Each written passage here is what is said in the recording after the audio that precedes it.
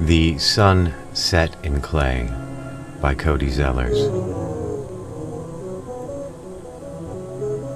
The long, thin peninsula that was once a carriage path had been broken up into an archipelago by the restless seasons.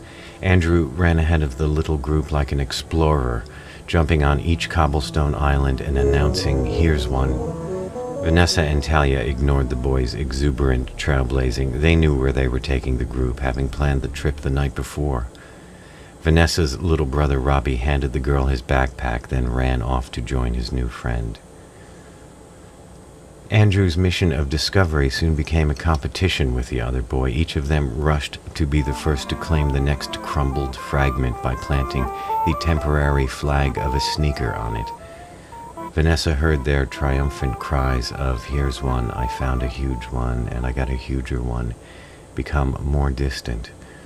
She called out, "Wait up," angrily, fearing the repercussions from her parents if the kids got hurt or lost while in her care. The boys strobed in and out of tree shadows as they sped ahead. The claiming game had become a foot race to some unknown grand prize. The woods started to thin out, going from warty, broad old oak trees to spiny, curvy birches. Andrew reached the clearing first. The upward incline of the hill had been so gradual, the boy was amazed to see how high he suddenly was.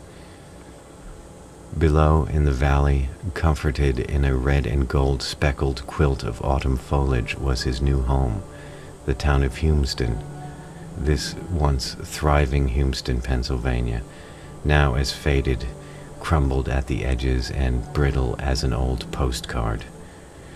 The only evidence that it was once a working mining town were a few twisted brown conveyor belts snaking up the side of a hill across the valley.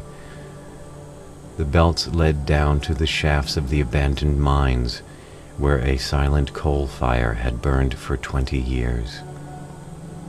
In the center of the clearing where Andrew stood, there was a black iron spear stuck in the ground. Its point was up, and it had what looked like a gold ball at its base. Andrew had to have it. In the distance, Vanessa barked a death threat at the boys. Andy could hear Robbie gaining on him, so he ran for it. He was just about to pluck the treasure like King Arthur's stone-bound sword, when suddenly the combined screams of the girls scared him so much that he instinctively dropped butt to the ground. "Don't touch it, don't touch that." Vanessa, Talia, and Robbie caught up as he scooted away from the thing like a crab. Vanessa yanked him to his feet by his bony shoulders. They all looked at it, the tarnished brass ball half covered by dead grass, the shaft pitted with large irregular cavities which reminded Andy of teeth marks on a pencil. "Is it electrified?" the boy asked. Before either girl could answer, Robbie asked if the ball at the bottom was real gold. Talia told Vanessa to just tell them the story. She grouchily agreed with a wink to her friend. Talia pointed to a fallen pine trunk at the edge of the tree line. The quartet moved to it. Vanessa sat cross-legged on the ground with her back to the center of the clearing and the late afternoon sun.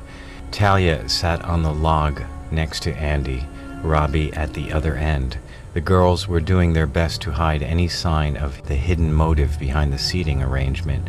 With Andy at Tally's, as Vanessa called her, side, and Robbie at arm's length of Nissa, Vanessa's contraction, the girls could grab the kids at the climax of the ghost story and scare the piss out of them.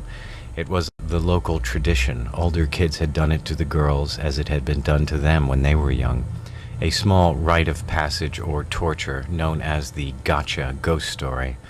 The only thing that hadn't gone according to plan was how genuinely unnerved Nissa had gotten when Andy was about to grab the thing in the clearing. It was funny, even with her teenage cynicism intact, she would never touch it. Her composure returned. She was ready to start. Back a long time ago, even when Gramps and Nan's mother and father were little, the whole town was owned by one man, Mr. Vanderhume. He also owned the coal mine, which meant he was very rich. "Is he the bad guy?" Robbie asked. "No, Blobby, and don't interrupt," she went on. "He had a beautiful but sickly wife named Mirabelle. They lived in the biggest, most beautiful house. It was a Victorian mansion with old carpets, crystal chandeliers, marble pillars, fireplaces, and a little greenhouse connected to it. They had 2 kids, a very beautiful daughter named Lydia first. She had straight black hair and big dark eyes with huge black pupils, deep like mine shafts, but flaked with blue. Her skin was as white as frozen milk because she was sickly like her mother. Despite all this, she was kind and full of love for her family and home. Everyone who met her loved her right away. When Mrs. Vanderhume had her next baby, she died, which happened a lot in those days. It was a boy they named Nathan, and he was the exact opposite of his sister. It was like all the goodness and love had been used up to make Lydia, and he was what was left over. He was selfish and sneaky, and nothing was ever good enough for him, but mostly he was cruel. Hurting things made him laugh. They had a big dog, and he thought it would be funny to put bits of broken glass in its food. When it was howling and dying and coughing up blood, he laughed and laughed and laughed. "Tell them about the game," Talia whispered, coaching her friend into even darker waters. Robbie and Andy's interest had been waning, but the introduction of gory death had perked them up. They had suddenly forgotten their sore legs and empty stomachs. The foursome had started their hike up the hill after school, so it was getting near dinner time. As the sun sank behind Vanessa, the long, late September shadows spilled towards the little audience. One shadow in particular inched with indefatigable stealth towards Andrew. "The game, oh yeah," Nissa continued. "When the father was away, Nathan would make Lydia play a horrible game. He called it the Tomb of Tears. He would make it pitch black in one of the rooms and hide. When she came in, he would lock the door behind her and wait until she cried and cried for help. Then he would jab her with the fireplace poker or pinch her with the iron tongs until she screamed. Sometimes it went on for hours. He thought it was the funniest thing, the funnest game in the world." Then one day her father asked Lydia why she had so many cuts and black marks on her dress, and why she was so afraid to be alone in the house with her brother. She started crying and told him about the torture game. The dad was so angry that he sent Nathan away to boarding school in England. Talia was as sucked into the story as the little kids were. She caught herself nervously twirling her hair, a habit she thought she had outgrown years ago. She glanced over Nissa's shoulder at the spear-like thing.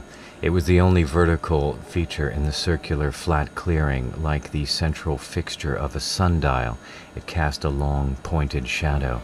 It was reaching towards them, moving its thin black finger. She looked up from it to watch a floating continent of cloud, its shoreline momentarily lit ablaze with the golden light of the retreating sun. The shadows briefly became diffused into a soft bluish hue. In England, Nathan just got worse. The father never brought him back or went to see him. He even disowned and disinherited him. At the mansion, Lydia and her dad were very happy. He was like a good king, and she was his princess. The girl grew up to be a beautiful woman. She was so happy that she always said she wished things would never change. She never even thought about having a husband or a family of her own. But one year there was a terrible winter. Her father caught a cold while taking the carriage into town. The cold turned into pneumonia, and her father died. Some people say Lydia went crazy. While they were taking her father's dead body away, she swore to it that she would never leave the house. She would keep it safe and cherish it like the memory of him forever. She would stay inside it and never go outside. "Never go outside?" Robbie asked. "Not ever. She would never take one step out the front door," Vanessa answered. And that's how she lived for many years. Her black hair turned white, and she cried all the blue out of her eyes, which became like black water at the bottom of a well. One day a handsome young man came to the door. His name was Jonathan Colvert. He had blonde hair and a nicely trimmed beard and dressed in an expensive suit. He told her how he was the son of a friend of her father's and that he wanted to see the house his dad had always spoken so highly of. Oh, he said all the right things, and not long after she had opened the door to him, she opened her heart to him.